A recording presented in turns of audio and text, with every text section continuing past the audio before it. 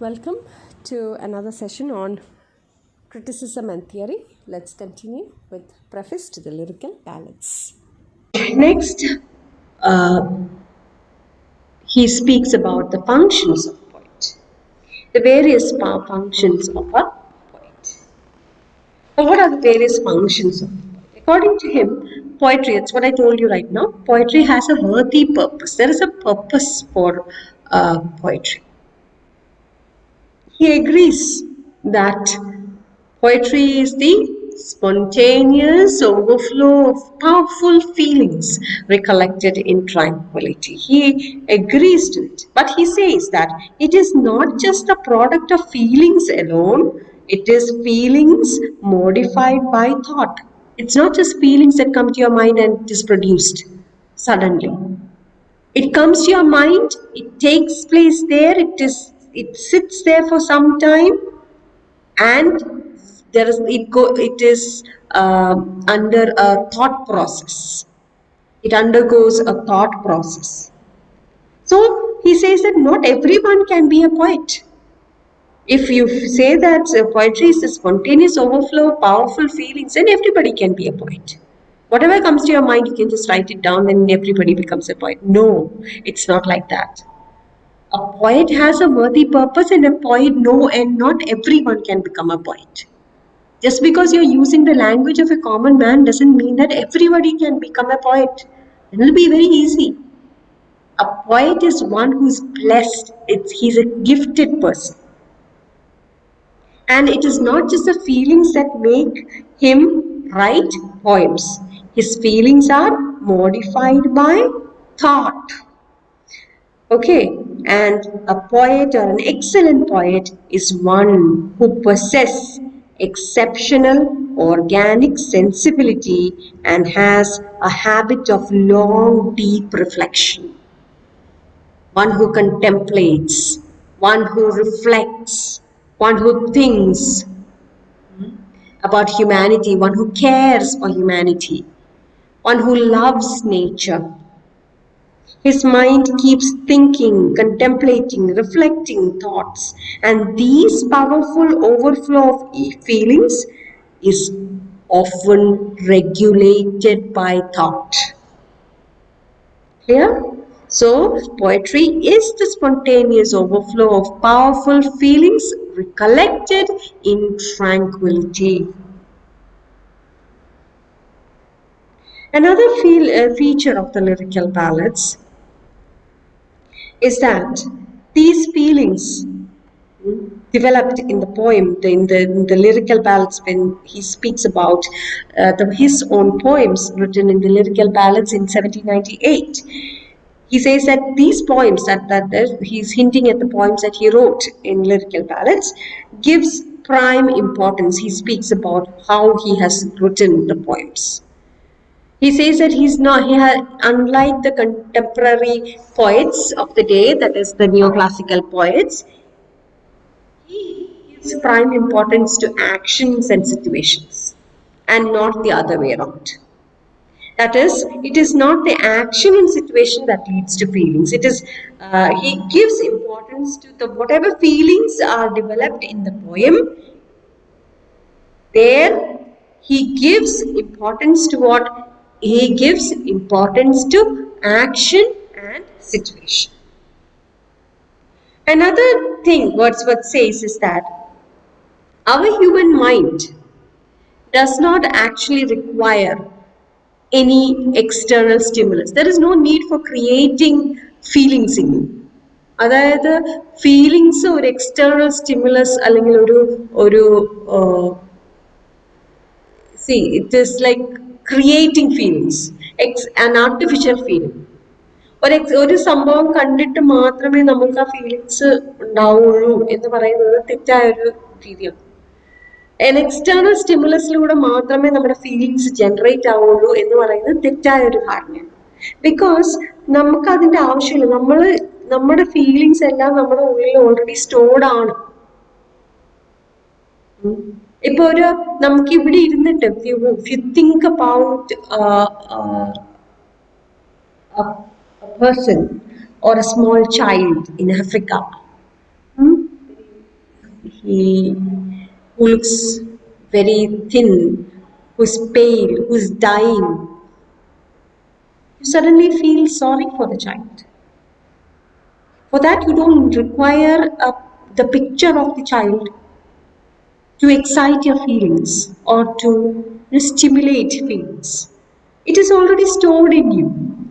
Your mind is a reservoir of feelings, and you don't require an external stimulus. Feelings are stored within us. What a writer can do the best is to serve humanity, or his service to humanity is to endeavor to produce or enlarge this capability of generating feelings of the readers. So while reading a poem, for example, Affliction of Margaret, when you read that poem, you don't actually have to go and see or visit Margaret, or you don't have to visit a woman who has lost her uh, her child and does not know where he or she is. By just reading the poem, you feel the pain of her mother. We feel the pain of Margaret. Because your mind is capable of producing feelings without any external stimulus. Just the thought of it will produce that feeling.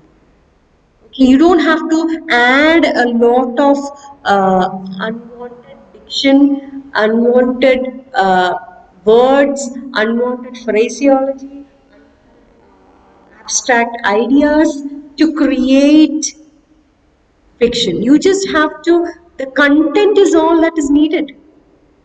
The content of a mother who has lost the child. The theme is about a mother who has lost her child. She does not know whether the child is dead or alive. When you think about it itself, the feelings is aroused. In fact, then what you need is just a few words to fill it up, to bring in the emotion. For that, like the neoclassicists, you don't have to use or add a lot of ideas, abstract ideas, and flamboyant phraseology. That is not required. Those are external stimulus. That is not required to create feelings. Is also warning against excessive sensationalism, which the neoclassicists did. That's what I said. For them, it was not the content. For them, it was how to write poetry. What to write was not important.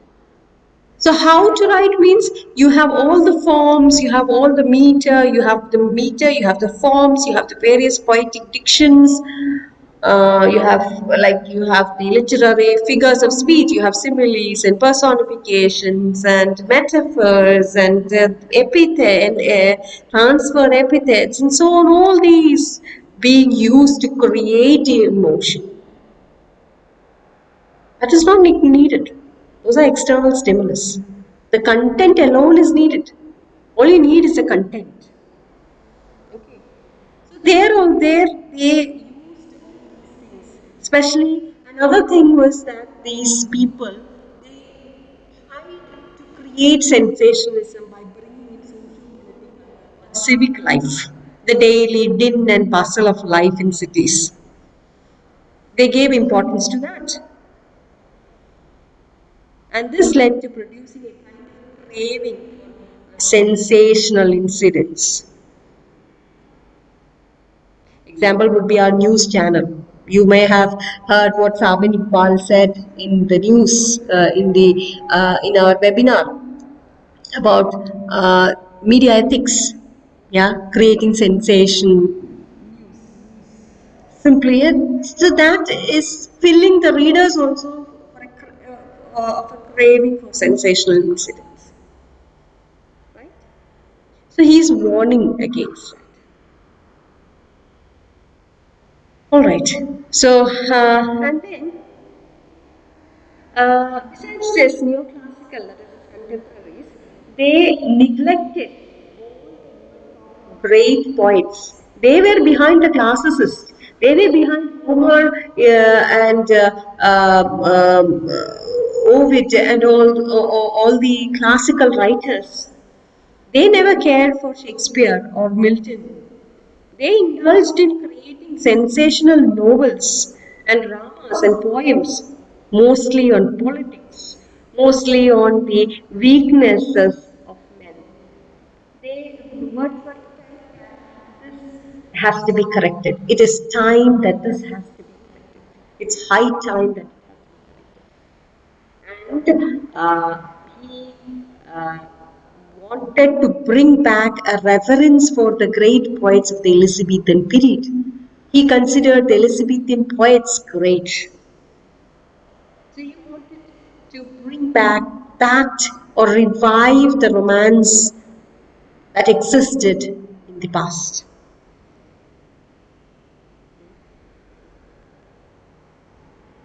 Wordsworth says that in the poems presented as experiments, that is, in the lyrical ballads, there are very few personifications and abstract ideas, phrases, figures of speech used.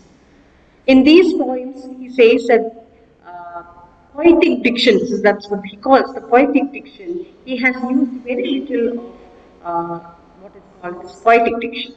Wordsworth's his aim was to bring the language of poetry near to the language of ordinary men. So, what do you mean by language of poetry or near to the language of the ordinary men? Prose, conversation. So, it was like a man speaking to another man. Hmm? It is about a man or a friend talking to another friend, a conversational style. The neoclassical used language to make fun, satirize human folly. And hence, there was a lot of artificiality in their language. If you'll read Meg Flecknoe, Dryden's Meg Flecknoe, it was like making fun of the other person, calling him an idiot, the ruler of the kingdom of nonsense. Hmm. So there was, you find a lot of artificiality there, and you find a lot of trivial themes there. Though Meg Flecknoe is a beautiful poem, but according to Wordsworth, these are like sensational type of poetry. The ideas in philosophy in the neoclassical writers were abstract and never clearly expressed. Very often, the life of the poor and their conditions were ignored. Nature was not given importance. Wordsworth revolts against all this. That's why we say it's a romantic revolt. Thus, the poems in the lyrical ballads have gained a good sense, and this is the most important and salient feature of all good poetry. According to Wordsworth, the only difference between poetry and prose is the use of meter, the rhythm, the meter. Poetry, both prose and poetry. And Wordsworth illustrates this, taking the poetical works of Milton and Gray. Wordsworth confirms that there is neither nor can be any essential difference between language of prose and metrical composition, that is poetry.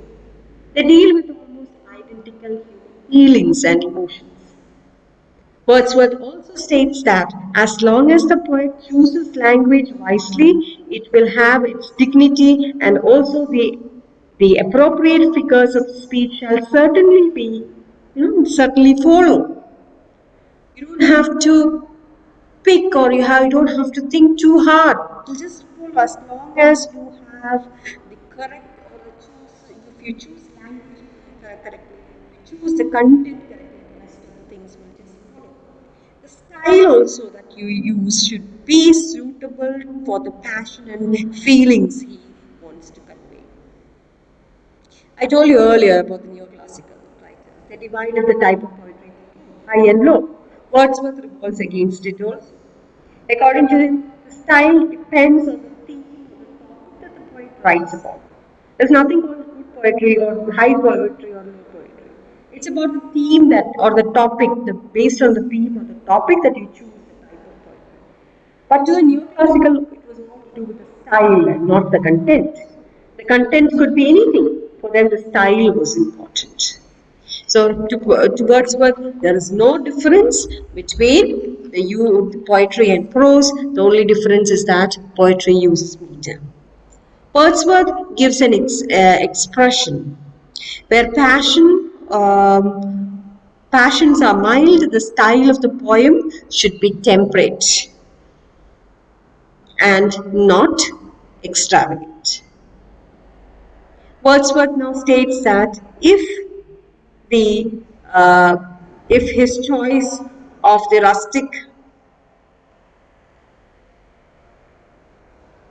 In the earlier part, he did say that he has used in his lyrical ballads, he has used only very little figures of speech. He has tried to avoid personifications and of abstract ideas.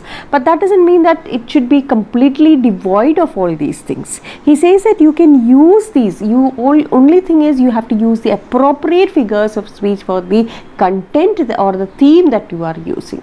Instead of using things which look very abstract, and for very trivial things you're using the figures of speech, it looks very absurd. He's actually hinting at the neoclassical poets who did that. Especially they used unwanted style, and the style that they chose was unfit for a trivial thing. It was mostly mock satires. So he was hinting at the neoclassical writers. So he says that there's nothing called this good poet, or high style and low style.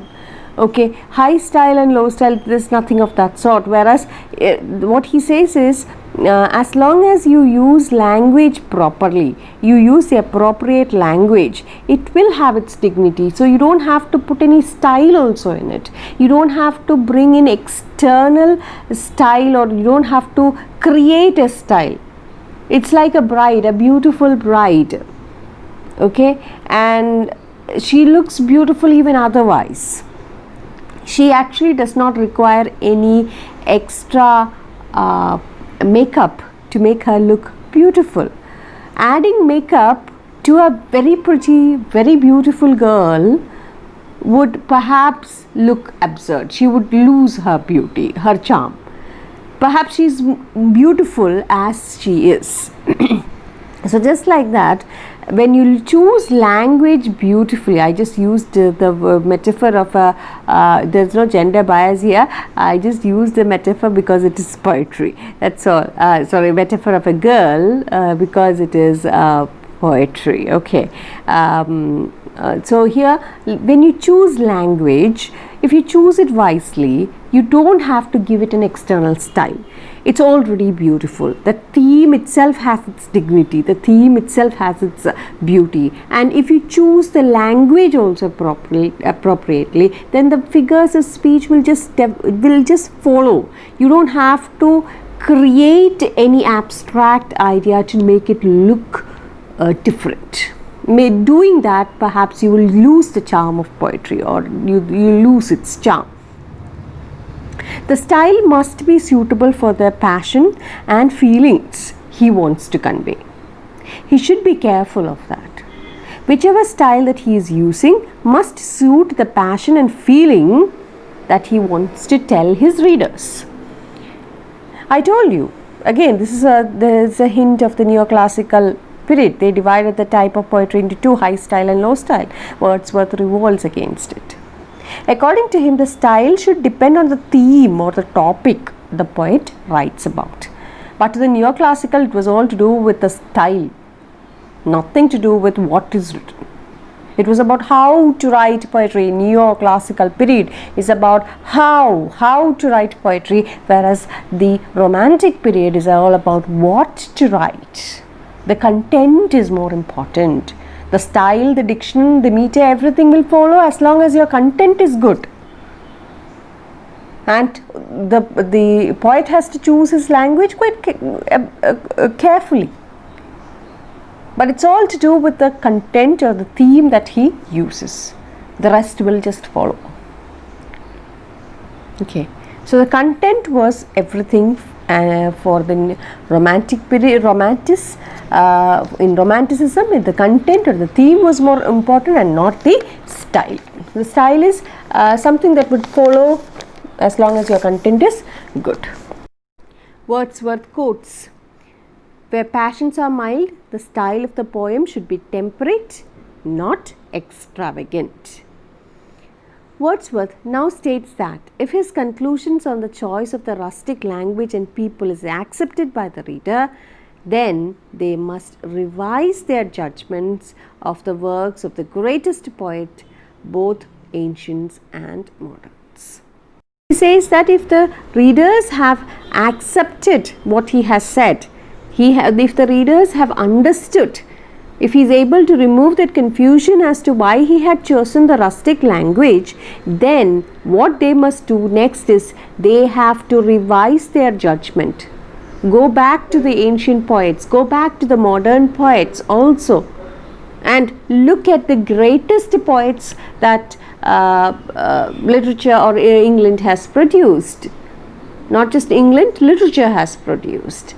And then revalue, work on your judgment. You must understand, the reader must understand how things are different and as to why Wordsworth's choice of this rustic language is justifiable. Okay, so he gives or tells his readers to revise their judgments on the works of the greatest poets, both ancient and modern, if they have accepted or if they have understood the reason as to why Wordsworth has chosen this rustic language. Remember again, this is a revolt against the neoclassical period. Some people accepted or were for the neoclassicists. They did not want a new beginning, a new style to be put in poetry. Whereas some others, some others were wanting a change. That's why you have the transition period, transitional poets. They were wanting a change, and yet were some others who were confused as to choose whether they should choose or whether they felt the neoclassicists were right, or whether the romantics were, or the new style of poetry was good.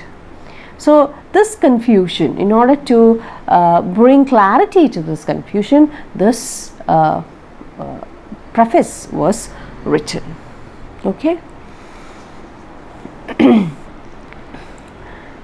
Next, Wordsworth deals with the attributes and functions of a poet. According to Wordsworth, a poet is a man speaking to another man. Okay, he is blessed or endowed with a greater and more lively sensibility. The difference between him and the common man is just this, a small little difference. And what is that? The poet is blessed with a greater and more lively sensibility. He has greater knowledge of human nature than the common man. He appreciates life and he has great zest for life than the common man. So that is the only difference between the poet and the common man. There is nothing else. Like the neoclassicists consider the poets as someone great, very literate, very high, and all their poetry was about, it was for the literate people, for the highly educated ones, for the aristocratic type of people, not meant for the common man. So here Wordsworth says that it is not like that. To Wordsworth, a poet is none other than a man, a common man, a man speaking to another man or speaking to men, a friend. But the only difference between this particular friend and his friends or this particular person, that is the poet, and the common man is that he has more sensibility, he has more lively sensibility and has greater knowledge of human nature. He appreciates life, he has great zest for life than the common man has. So he has a purpose also. He is molding the character of his fellow men. He is a friend who molds the character of his friends. Alright, so he has a disposition inclination or say temperament. He has a disposition or a temperament than common man. As the poet is possessed of greater power to feel and express his feelings than other men, he has a ready access to the reader's heart, and therefore his feelings are saner, purer and more permanent than that can be aroused by the same objects in other men. Okay, so he has a more purer and saner feeling than his common man than the common man. He emerges purer and saner than before. So that is the difference between him and the common man. So that's the only difference between the poet and the common man. That's what Wordsworth tries to tell us. And as he possesses a great readiness and power in expressing what he thinks and feels, especially the thoughts and feelings that arise in him without immediate external excitement, these feelings are, that's what I said earlier, they are purer and more saner. Hence, we can state that Wordsworth's concept of a poet and his function is that, according to him, a poet is a man speaking to other men. He is endowed with a greater and more lively sensibility. A poet has a greater knowledge of human nature. A poet has a greater comprehensive soul. A poet has a greater power of imagination. A poet has a greater power of communication.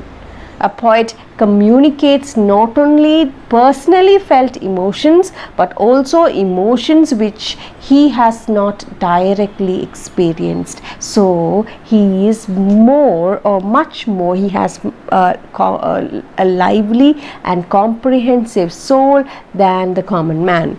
His thoughts are purer and saner than the common man. His feelings for nature or his feelings are more permanent than the ones the common man has. Okay, and what else? He is blessed with more lively sensibility and has a greater knowledge of the human nature. He appreciates life and he has zest for life. Okay, and his philosophies, he too communicate with nature just like the common man. So that's the difference. That's the only difference between a poet and the common man. So the function of a poet, and he is of course endowed with, as I said, imagination. His imagination, he has a creative soul. He is able to bring life to those permanent things in nature. He has an eye for detail. He observes well, and he brings in that awe and beauty, a sense of awe and beauty in all the things around him. Okay.